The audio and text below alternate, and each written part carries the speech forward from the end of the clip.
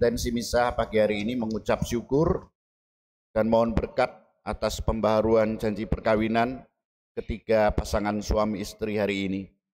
Mohon keselamatan jiwa yang kekal untuk Bapak Andreas Susanto dan Ibu Swandayani. Marilah berdoa.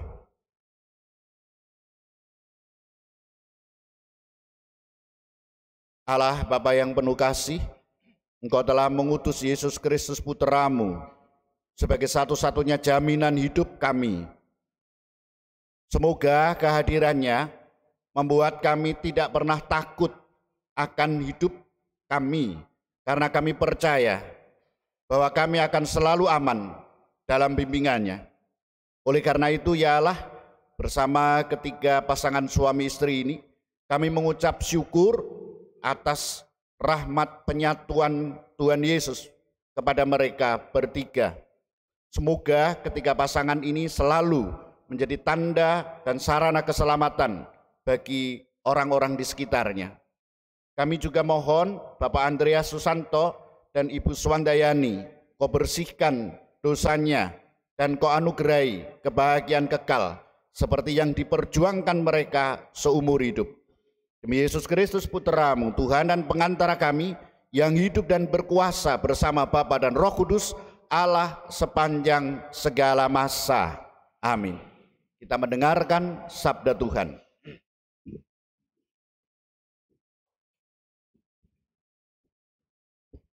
Bacaan dari kitab Yeremia. Aku, Yeremia, telah mendengar bisikan banyak orang. Kegentaran datang dari segala jurusan, adukanlah dia. Mari kita mengadukan dia. Semua sahabat karibku mengintai apakah aku tersandung jatuh.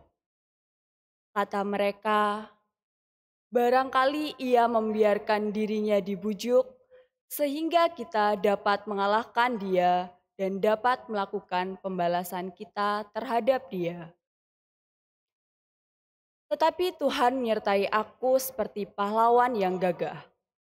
Sebab itu orang-orang yang mengejar aku akan tersandung jatuh dan mereka tidak dapat berbuat apa-apa.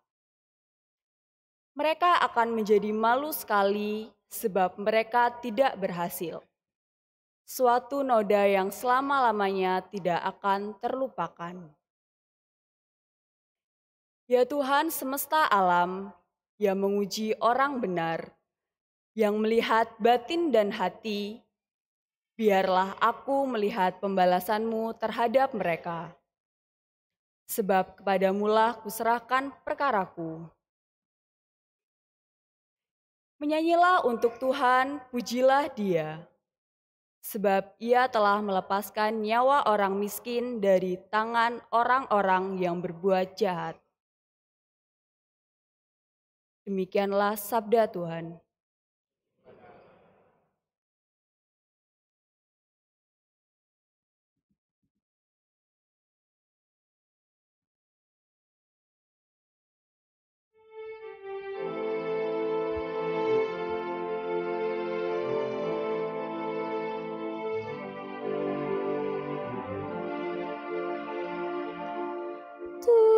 Tuhan, sudi dengarkan rintihan umat-Mu. Tuhan, sudi dengarkan rintihan umat-Mu. Tuhan, karena Engkaulah aku menanggung jawab, karena Engkaulah noda meliputi mukaku. Aku telah menjadi orang luar bagi saudara-saudaraku, menjadi orang asing bagi anak-anak ibuku. Sebab cinta untuk rumah-Mu menghanguskan aku, dan kata-kata mencela Engkau telah menimpa aku.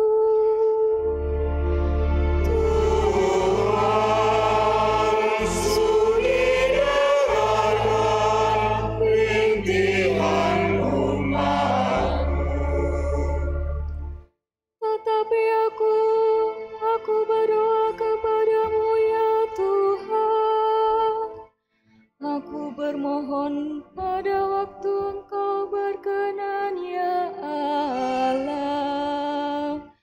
Demi kasih setiamu yang besar, jawablah aku.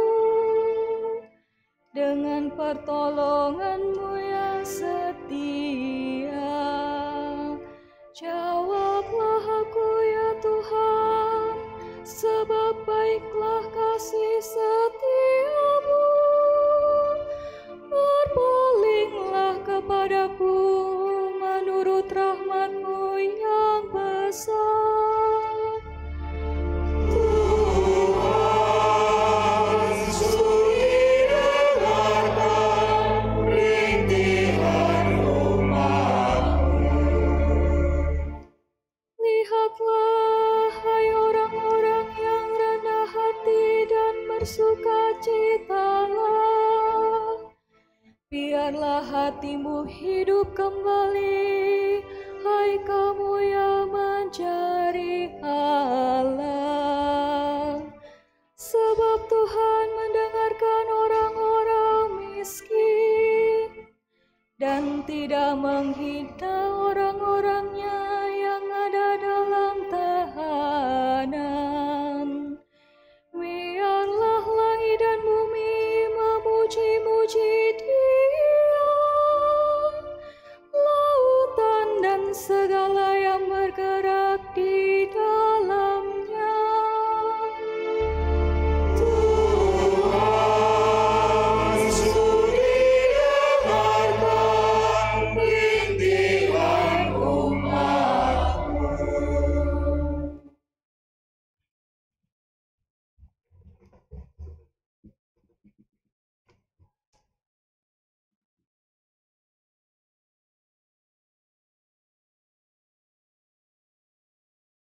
Bacaan dari surat Rasul Paulus kepada jemaat di Roma. Saudara-saudara, dosa telah masuk ke dalam dunia lantaran satu orang, dan karena dosa itu masuklah juga maut. Demikianlah maut telah menjalar kepada semua orang, karena semua orang telah berbuat dosa.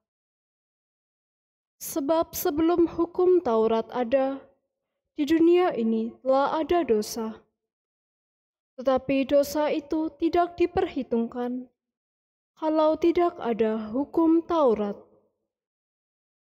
Sungguh pun demikian, dari zaman Adam sampai kepada zaman Musa, maut telah berkuasa juga atas mereka yang tidak berbuat dosa, dengan cara yang sama seperti yang telah dibuat oleh Adam, yang adalah gambaran dari Dia yang akan datang. Tetapi karunia Allah tidaklah sama dengan pelanggaran Adam. Sebab jika karena pelanggaran satu orang itu, semua orang telah jatuh dalam kuasa maut, jauh lebih besarlah kasih karunia dan karunia Allah yang dilimpahkannya atas semua orang lantaran satu orang, yaitu Yesus Kristus. Demikianlah sabda Tuhan.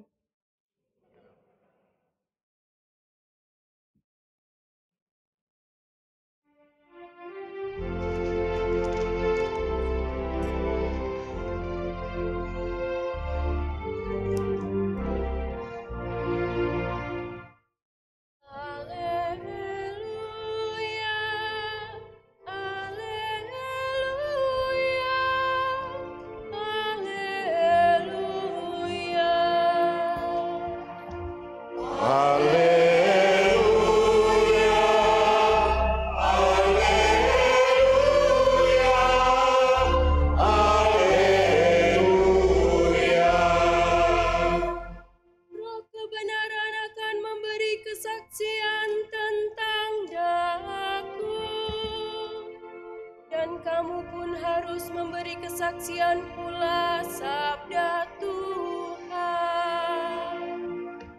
Haleluya, haleluya,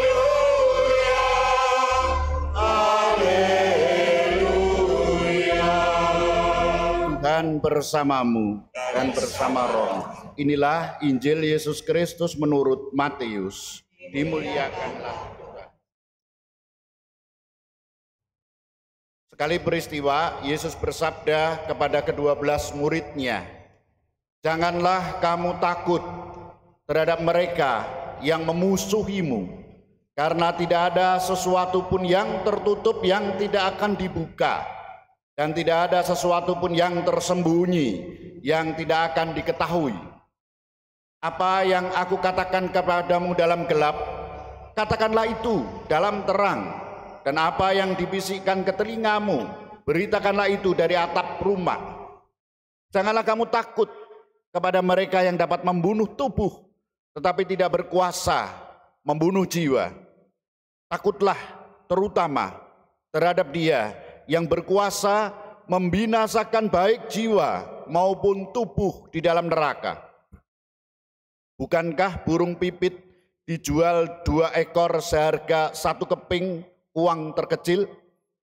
Namun seekor pun tidak akan jatuh ke bumi di luar kehendak Bapamu. Dan kamu, rambut kepalamu pun terhitung semuanya. Karena itu, janganlah kamu takut, sebab kamu lebih berharga daripada banyak burung pipit. Setiap orang yang mengakui aku di depan manusia, aku juga akan mengakuinya di depan Bapakku yang di surga. Tetapi siapa saja yang menyangkal aku di depan manusia, aku juga akan menyangkalnya di depan Bapakku yang di surga." Demikianlah Injil Tuhan. Terpujilah Kristus.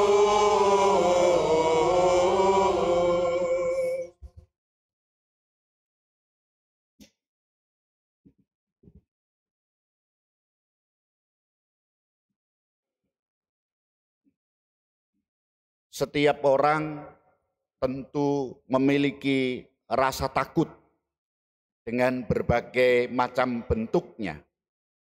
Tetapi kalau kita disuruh menjelaskan apa itu takut, tidak mudah. Coba sekarang Bapak Ibu jelaskan, apa sih takut itu? Tidak berani, itu persamaan kata itu namanya. Menjelaskan apa itu takut, tidak mudah. Pasti banyak jawabannya. Cobalah 10 detik, 5 detik atau 15 detik bertanya pada diri sendiri, apa yang paling Anda takutkan sekarang ini? Masa depan? Suami yang suka marah? Istri yang suka marah? Anak-anak yang tidak sukses? Sakit? Mati? Atau apa? Satu kemungkinan jawaban takut itu adalah reaksi emosi ketidakberdayaan atau ketidakmampuan menghadapi ancaman yang membahayakan atau merugikan atau menyakitkan. Oleh karena itu orang yang takut sedapat mungkin akan menghindari atau menjauh dari ancaman itu. Namun soalnya bagaimana jika ancaman itu pasti datang dan tidak dapat dihindari atau dijauhi? Bagaimana? Mati misalnya, takut mati. Oh, enggak bisa dihindari, pasti mati. Meskipun olahraga sehari 10 kali, mati tetap. Bagaimana? Hari ini Tuhan Yesus menyatakan kepada para muridnya, janganlah kamu takut sebanyak 3 kali. Yang pertama, janganlah kamu takut terhadap mereka yang memusuhi, karena tidak ada sesuatu pun yang tertutup yang tidak akan dibuka.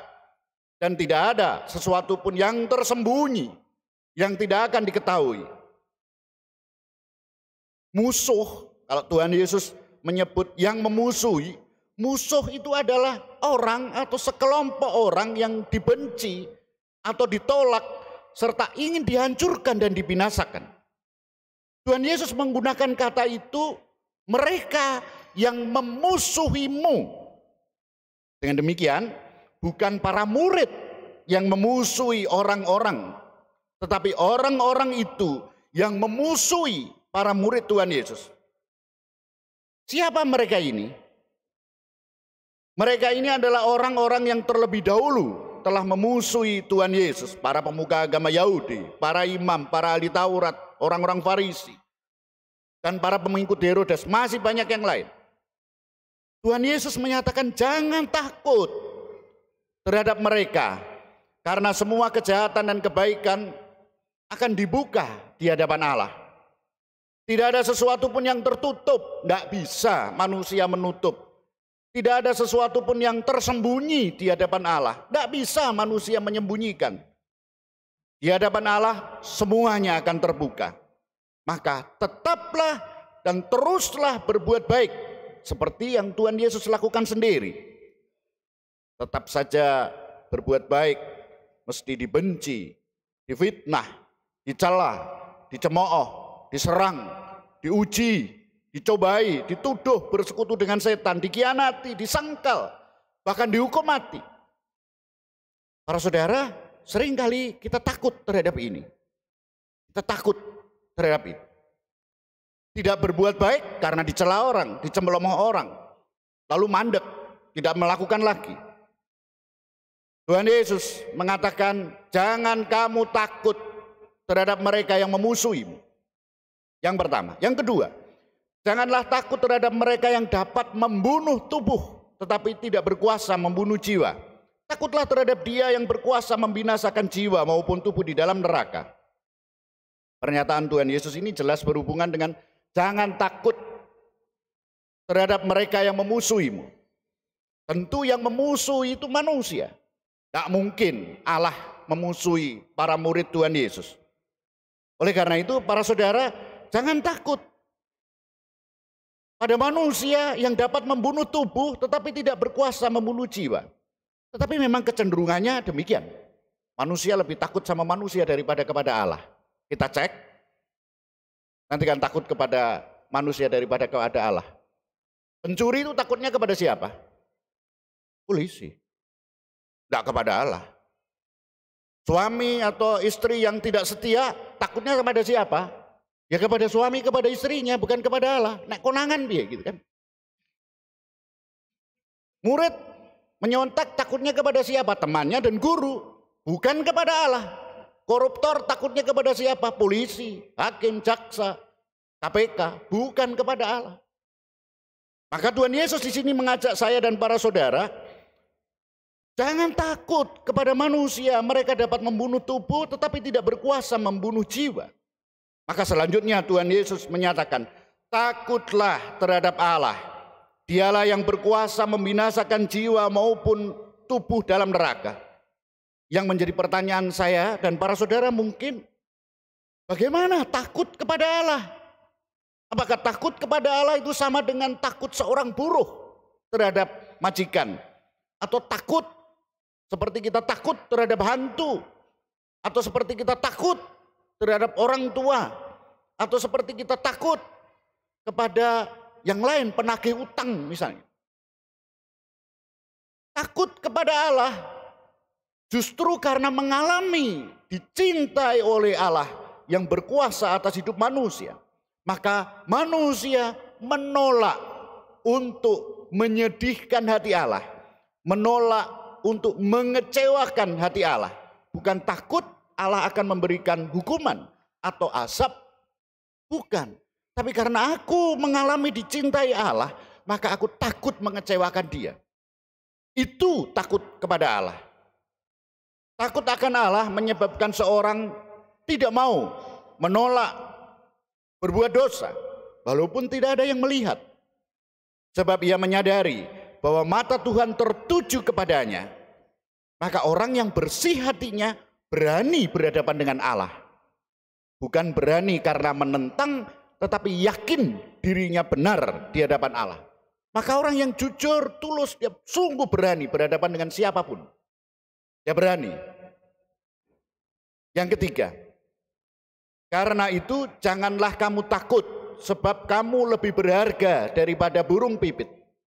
Para saudara, burung pipit yang kecil dan sederhana itu saja tidak mungkin jatuh ke bumi tanpa kehendak Allah. Apalagi kita manusia diciptakan menurut citra Allah. Tentu sangat berharga di hadapan Allah. Keberadaan saya dan para saudara di dunia ini hanya mungkin terjadi karena dikehendaki Allah. Itu berarti saya dan para saudara sungguh dicintai oleh Allah. Jika kita tetap berada di dalam kasih Allah, kita aman. Tidak ada yang perlu ditakuti. 3 pernyataan Tuhan Yesus kepada para muridnya agar jangan takut ditutup dengan penegasan kesediaan Tuhan Yesus menjadi saksi.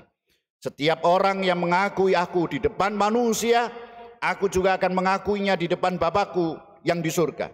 Tetapi siapa yang menyangkal aku di depan manusia, aku juga akan menyangkalnya di depan Bapakku. Tentu saja para saudara, yang dimaksud Tuhan Yesus di sini berhubungan langsung dengan takut tadi. Ketika takut orang menyangkal. Ini yang kemudian ditegaskan oleh Tuhan Yesus. Kalau kamu menyangkal di depan manusia, aku akan menyangkal di depan Bapa. Dan tentu saja juga yang dimaksud Tuhan Yesus dengan mengakuinya di depan manusia berhubungan erat dengan bukan soal kata-kata, tetapi hidup. Maka mengakui di depan manusia berarti menjadi murid Tuhan Yesus yang konsekuen dan setia tanpa takut kepada manusia. Khususnya manusia-manusia yang membenci. Dan banyak di antara kita yang ketakutan luar biasa. Orang yang takut itu cenderung berbuat dosa. Takut kentayan duit, korupsi. Takut itu seringkali menjadi akar orang berbuat dosa. Takut hidup tidak sejahtera, maka ngambil duitnya orang lain. Takut ini maka begini, takut ini maka begitu. Cobalah kita merenungkan sebentar. Salah satu akar dosa seringkali ketakutan itu sendiri.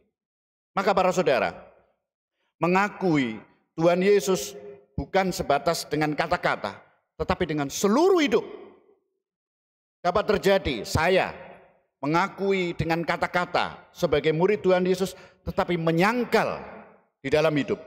Salib yang saya kalungkan di dada saya besar segini. Tapi hidup saya sama sekali tidak mencerminkan murid Tuhan Yesus. Salib di rumah saya besar sekali. Dan ini diberkati Paus Romo. Tapi di dalam rumah itu ternyata banyak terjadi hal yang tidak sesuai dengan murid Tuhan Yesus.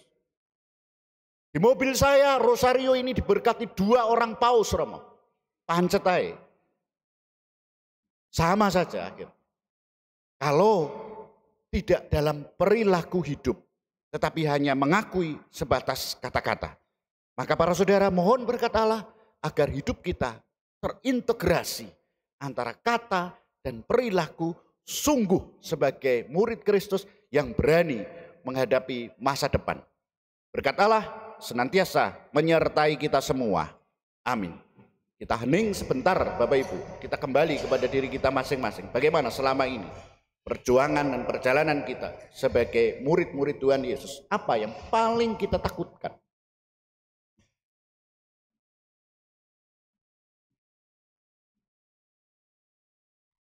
Kita persembahkan bersama Tuhan Yesus. Karena Tuhan Yesus pun juga mengalami ketakutan yang besar ketika dia berdoa di Taman Getsemani. Keringatnya juga bercampur darah karena ketakutan. Tuhan Yesus menguatkan kita. Apa yang paling kita takutkan? Kita persembahkan bersama persembahan Tuhan Yesus hari ini.